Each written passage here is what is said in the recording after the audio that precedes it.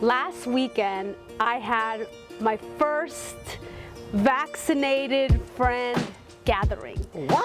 Yes.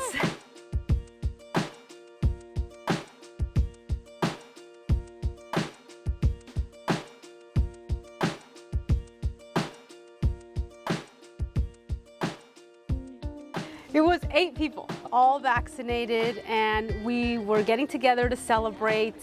I realized that I had to get into the rhythm again of being with people. I noticed that I wasn't doing a lot of eye contact as much as usual, and I think it's just because my capacity to interact has been so virtual. Okay, take off your mask. Hi. Socializing is weird when there's all these new social cues that we've embodied because of COVID that are going to be difficult to practice in real life, and also the virtual world has completely shifted. We're in this like interesting transition time. Yeah. Face contact is so important.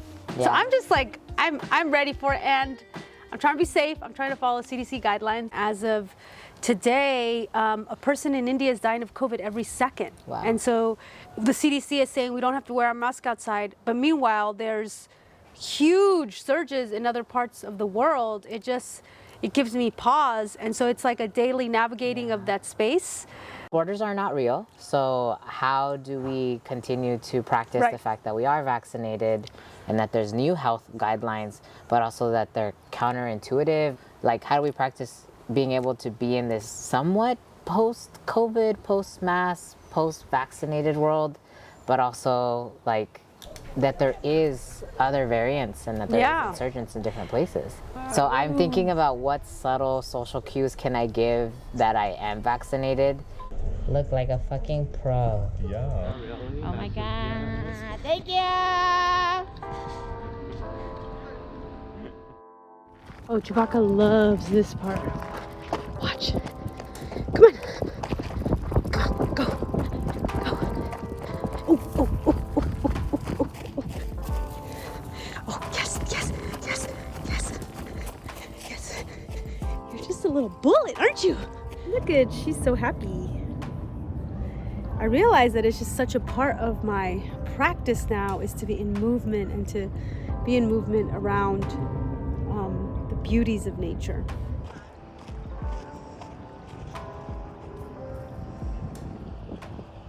I noticed that the expectation around productivity is coming back, and that means being accessible to people. And so that has led to a whole new thing. I've been setting boundaries for the first time in my life. If I want to exercise, if we want to spend time to ease our mind and meditate and prepare meals at home, that all takes time, and it means less time to work.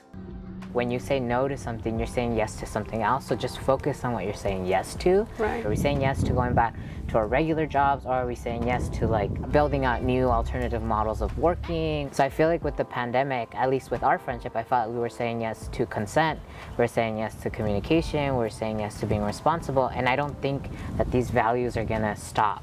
It's just we're saying yes to it in a different way. It's a different reality now. Yeah, I'm navigating that, so I also started swimming. Traditionally, I'm sharing a lane line with like up to 5 to 7 people, and now it's just me by myself.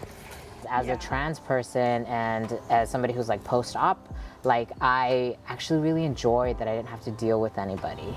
Because I do feel like white supremacy just like encroaches on you and polices you, and I just felt like this sense of permission to just be fully liberated.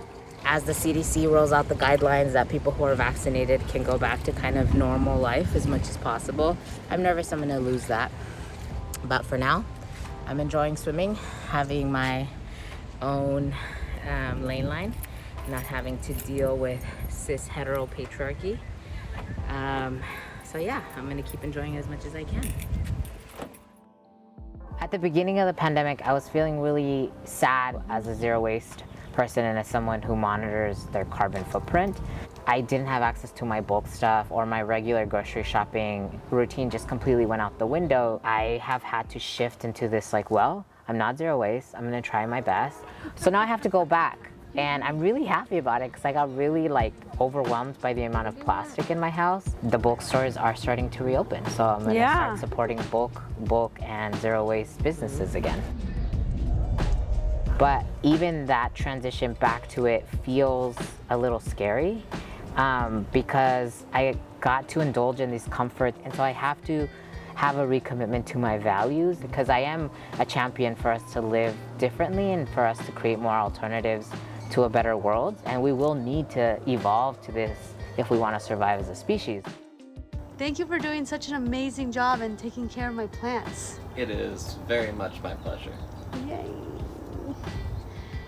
Wow, look at the blueberry over there, the corn. Look, having a garden has been so crucial because I go to my garden in the morning, I go in the middle of the day, and then in the evening, because I do feel lonely when I turn off the screen, and because the screen and all the Slack messages coming in and the text, it's active. There's this complete silence in your home that doesn't feel like there's a middle ground. There wasn't a middle ground for me. There was either I was with people doing something virtually, or I wasn't, and I was just like alone at home. Yes.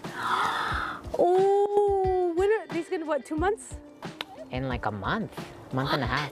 Definitely by the end of June. Oh my God. They're so cute. You know, here we are doing all these things with technology. There's another kind of technology that is just popping, and half the time I'm like, damn! Wait, did you call them chickens or hens? Chickens.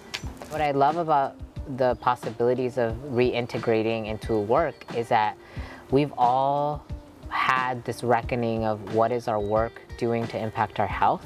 And I think that I'm excited for folks to be able to carry that forward going back into how we reintegrate as a society, because we do need to shift, and COVID is an opportunity for us to realign to our natural ways of existing. Dude, these tomatoes are wilding out. And if everything that's outside of that doesn't support it has to change, and we have to demand that it changes, or it needs to go.